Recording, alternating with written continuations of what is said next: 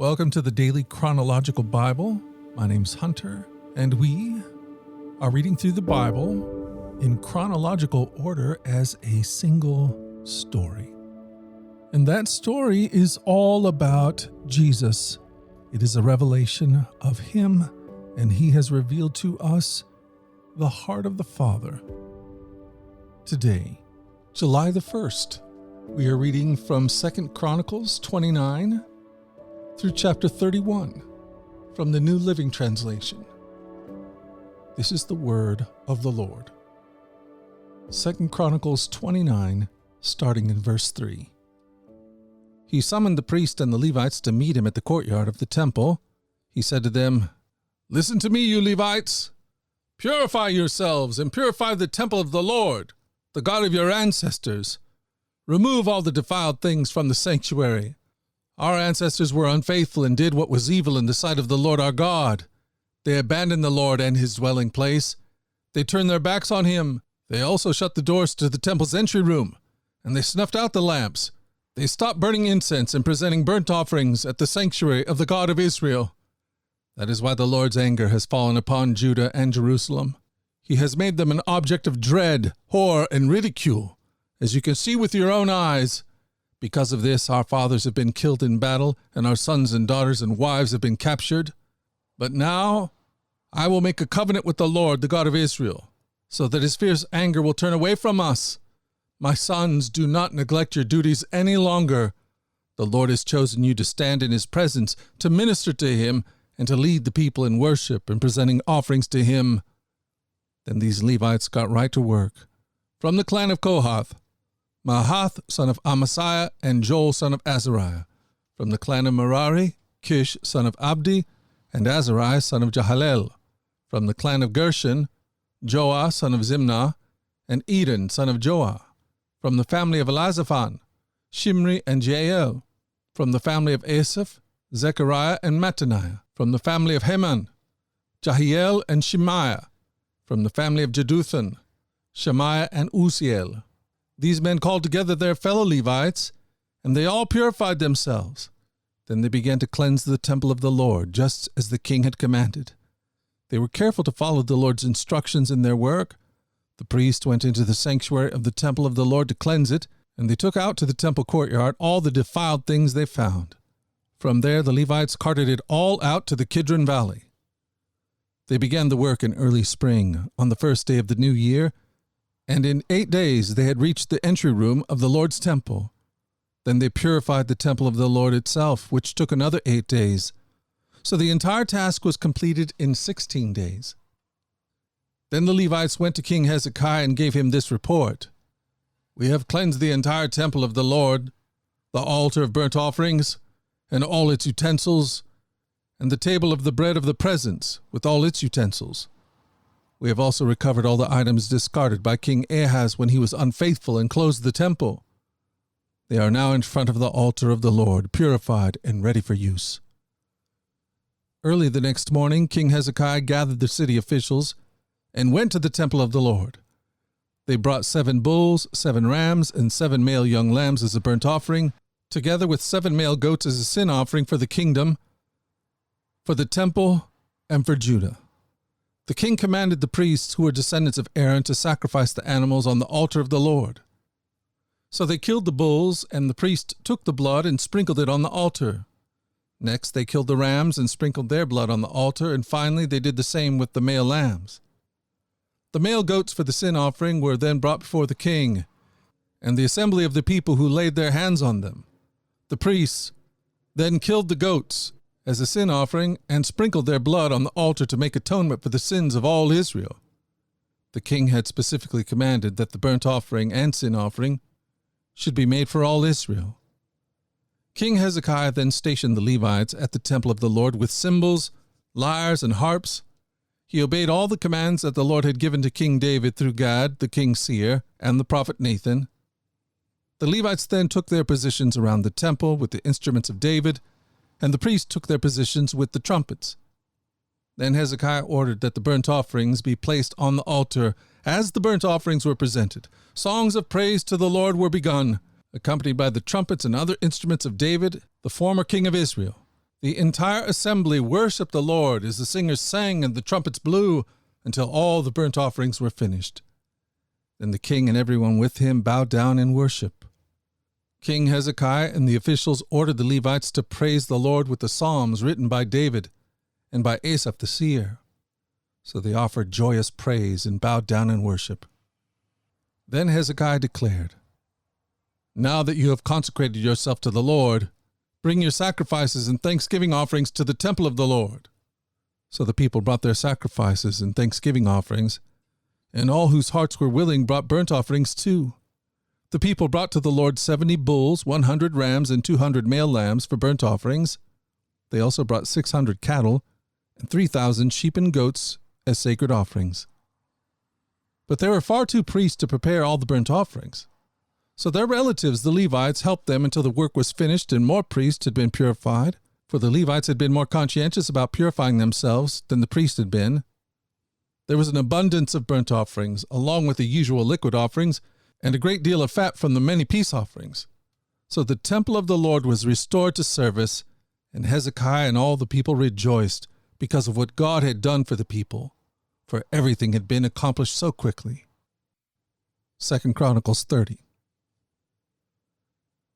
King Hezekiah now sent word to all Israel and Judah, and he wrote letters of invitation to the people of Ephraim and Manasseh. He asked everyone to come to the temple of the Lord at Jerusalem to celebrate the Passover of the Lord, the God of Israel. The king, his officials, and all the community of Jerusalem decided to celebrate Passover a month later than usual. They were unable to celebrate it at the prescribed time because not enough priests could be purified by then, and the people had not yet assembled at Jerusalem. This plan for keeping the Passover seemed right to the king and all the people, so they sent a proclamation throughout all Israel, from Beersheba in the south to Dan in the north, inviting everyone to come to Jerusalem to celebrate the Passover of the Lord, the God of Israel. The people had not been celebrating it in great numbers as required in the law. At the king's command, runners were sent throughout Israel and Judah. They carried letters that said, "O people of Israel, return to the Lord, the God of Abraham, Isaac, and Israel, so that he will return to the few of us who have survived the conquest of the Assyrian kings. Do not be like your ancestors and relatives who abandoned the Lord, the God of their ancestors, and became an object of derision, as you yourselves can see. Do not be stubborn as they were, but submit yourselves to the Lord. Come to his temple, which he has set apart as holy forever. Worship the Lord your God, so that his fierce anger will turn away from you. For if you return to the Lord, your relatives and your children will be treated mercifully by their captors, and they will be able to return to this land. For the Lord your God is gracious and merciful. If you return to him, he will not continue to turn his face from you." The runners went from town to town throughout Ephraim and Manasseh, and as far as the territory of Zebulun. But most of the people just laughed at the runners and made fun of them. However, some of the people from Asher, Manasseh, and Zebulun humbled themselves and went to Jerusalem. At the same time, God's hand was on the people in the land of Judah, giving them all one heart to obey the orders of the king and his officials, who were following the word of the Lord. So a huge crowd assembled at Jerusalem in mid-spring to celebrate the festival of unleavened bread. They set to work and removed the pagan altars from Jerusalem. They took all the incense altars and threw them into the Kidron Valley. On the 14th day of the second month, 1 month later than usual, the people slaughtered the Passover lamb. This shamed the priests and Levites, so they purified themselves and brought burnt offerings to the temple of the Lord. Then they took their places at the temple as prescribed in the law of Moses, the man of God. The Levites brought the sacrificial blood to the priest. Then he sprinkled it on the altar.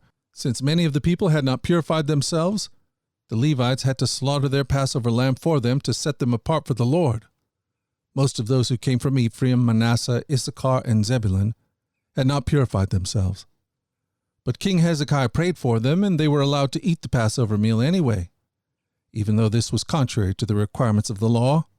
For Hezekiah said, "May the Lord who is good pardon those who decided to follow the Lord, the God of their ancestors, even though they were not properly cleansed for the ceremony."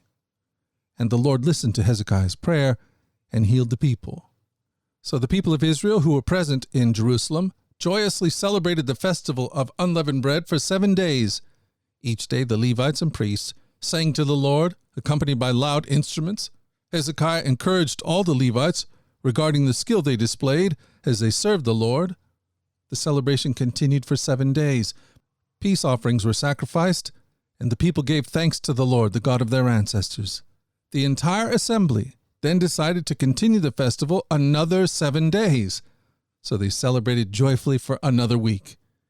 King Hezekiah gave the people 1,000 bulls and 7,000 sheep and goats for offerings, and the officials donated 1,000 bulls and 10,000 sheep and goats. Meanwhile, many more priests purified themselves. The entire assembly of Judah rejoiced, including the priests and Levites, all who came from the land of Israel, the foreigners who came to the festival, and all those who lived in Judah. There was great joy in the city, for Jerusalem had not seen a celebration like this one since the days of Solomon, King David's son. Then the priests and Levites stood and blessed the people, and God heard their prayer from his holy dwelling in heaven. 2 Chronicles 31. When the festival ended, the Israelites who attended went to all the towns of Judah, Benjamin, Ephraim, and Manasseh, and they smashed all the sacred pillars, cut down the Asherah poles, and removed the pagan shrines and altars. After this, the Israelites returned to their own towns and homes. Hezekiah then organized the priests and Levites into divisions to offer burnt offerings and peace offerings, and to worship and give thanks and praise to the Lord at the gates of the temple. The king also made a personal contribution of animals for the daily morning and evening burnt offerings, the weekly Sabbath festivals, the monthly new moon festivals, and the annual festivals as prescribed in the law of the Lord. In addition, he required the people in Jerusalem to bring a portion of their goods to the priests and Levites, so that they could devote themselves fully to the law of the Lord. When the people of Israel heard these requirements, they responded generously by bringing the first share of their grain, new wine, olive oil, honey, and all the produce of their fields. They brought a large quantity, a tithe of all they produced. The people who had moved to Judah from Israel and the people of Judah themselves brought in the tithes of their cattle, sheep, and goats, and a tithe of the things that had been dedicated to the Lord their God, and they piled them up in great heaps. They began piling them up in late spring, and the heaps continued to grow until early autumn. Then Hezekiah and his officials came and saw these huge piles. They thanked the Lord and his people Israel. "Where did all this come from?" Hezekiah asked the priests and Levites. And Azariah the high priest from the family of Zadok replied, "Since the people began bringing their gifts to the Lord's temple, we have had enough to eat and plenty to share. The Lord has blessed his people, and all this is left over." Hezekiah ordered that storerooms be prepared in the temple of the Lord. When this was done, the people faithfully brought all the gifts, tithes, and other items dedicated for use in the temple. Conaniah the Levite was put in charge, assisted by his brother Shemaiah. The supervisors under them were Jahiel, Azaziah, Nahath, Asahel, Jermoth, Jozabad, Eliel, Ismachiah, Mahath, and Benaiah. These appointments were made by King Hezekiah and Azariah, the chief official of the temple of God. Kor, son of Imnah the Levite, was the gatekeeper at the east gate, was put in charge of distributing the voluntary offerings given to God, the gifts and the things that had been dedicated to the Lord. His faithful assistant was Eden, Menamian, Jeshua, Shemaiah, Amariah, and Shechaniah. They distributed the gifts among the families of priests in their towns by their divisions, dividing the gifts fairly among old and young alike. They distributed the gifts to all the males 3 years old or older, regardless of their place in the genealogical records.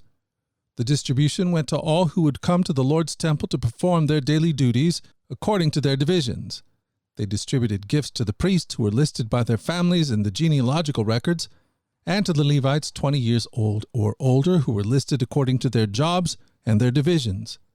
Food allotments were also given to the families of all those listed in the genealogical records, including their little babies, wives, sons, and daughters, for they had all been faithful in purifying themselves.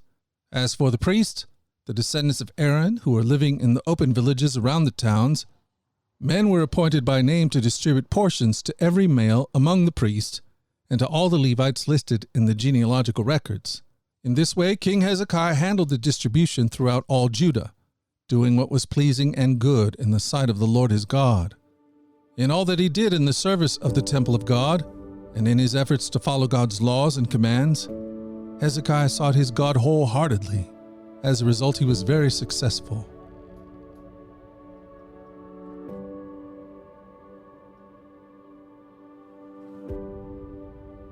Thank you for joining us at the Daily Chronological Bible. You can find the specifics of our reading plan in the one-year Chronological Bible published by Tyndale Press. And discover more about our other podcasts at dailyradiobible.com, where people from all around the world come to join us in this journey through the Scriptures, where we allow the Scriptures to point us to the God who is love, the God revealed to us fully in Jesus. Again, that website is dailyradiobible.com.